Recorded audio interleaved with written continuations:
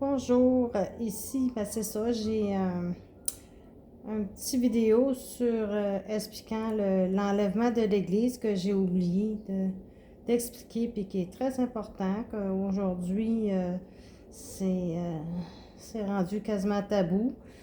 Mais c'est ça, l'enlèvement de l'Église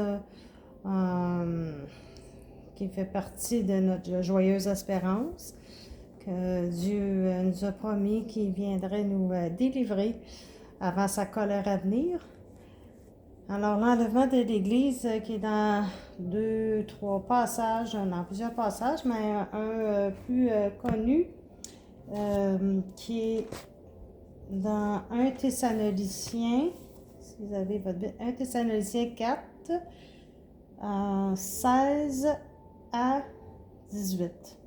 Qui dit: En effet, le Seigneur lui-même a un signal donné, à la voix d'un archange et au son de la trompette de Dieu, descendra du ciel, et ceux qui sont morts en Christ ressusciteront d'abord. Ensuite, nous qui serons encore en vie, nous serons tous ensemble enlevés avec eux sur des nuées à la rencontre du Seigneur dans les airs, et ainsi nous serons toujours avec le Seigneur.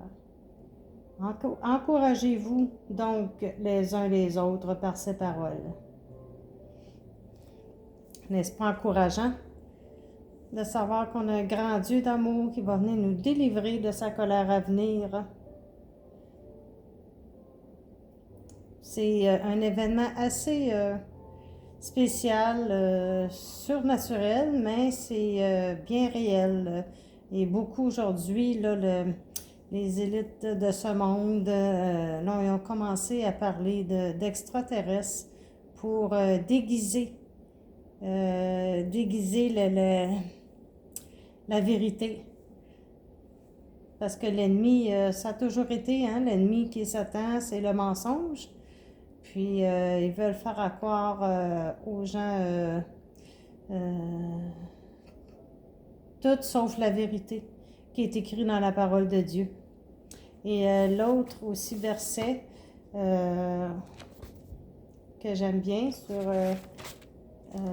qui dit sur l'enlèvement de l'Église dans Jean 14, 1 à 3, qui dit: Que votre cœur ne se trouble pas. Croyez en Dieu, croyez aussi en moi. Il y a beaucoup de demeures dans la maison de mon Père. Si ce n'était pas le cas, je vous l'aurais dit. Je vais vous préparer une place.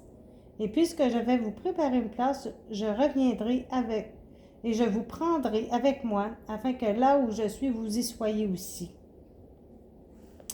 Fait que c'est un autre verset, une autre preuve, comme que le Seigneur nous a promis, qui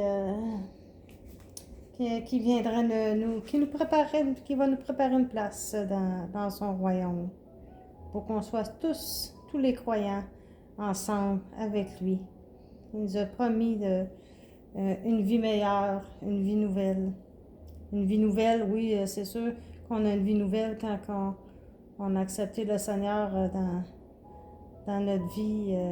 Je pense que c'est dans 2 Corinthiens 5, 17, qui dit qu'on est des nouvelles créatures en Christ.